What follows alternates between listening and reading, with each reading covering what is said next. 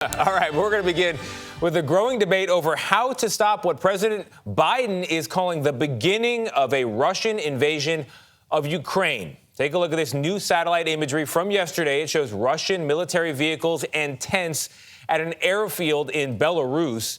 There are also fresh reports of Russian vehicles over the border in the breakaway parts of eastern Ukraine. President Biden has hit Russia with new sanctions, and other nations have joined in as well to prevent more conflict, they hope. Mr. Biden says there could be even harsher sanctions if Russia fails to stop its aggression. We have a team of correspondents covering the crisis, but we're going to begin with Nancy Cordes at the White House for us. Nancy, good morning. President Biden calling this the first tranche of sanctions. That's right, Tony. And the tension between this White House and Russia is growing. Late yesterday, Secretary of State Antony Blinken called off a planned meeting with Russia's foreign minister. He said it doesn't make sense at this point to go ahead with talks now that the invasion has begun. This is a flagrant violation of international law.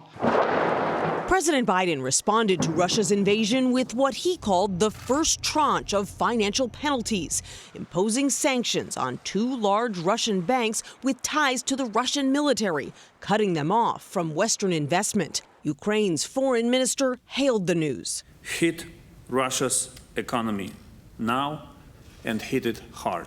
But some lawmakers from both parties are pushing the president to unleash all the economic punishments he's prepared. Well, I think you should use the overwhelming amount of it now. Impose the toughest possible sanctions, now. The White House is coordinating with allies who also imposed new sanctions. Germany put a hold on the Nord Stream 2 pipeline, a top Putin project that would carry natural gas from Russia to Europe. President Biden is also moving some U.S. troops already based in Europe to the Baltic states in an effort to support NATO allies that border Russia to the west. Let me be clear. These are totally defensive moves on our part. We have no intention of fighting Russia. Secretary of State Antony Blinken said talks with his Russian counterpart are off until Russian aggression abates. We will not allow Russia to claim the pretense of diplomacy. At the same time, it accelerates its march down the path of conflict and war.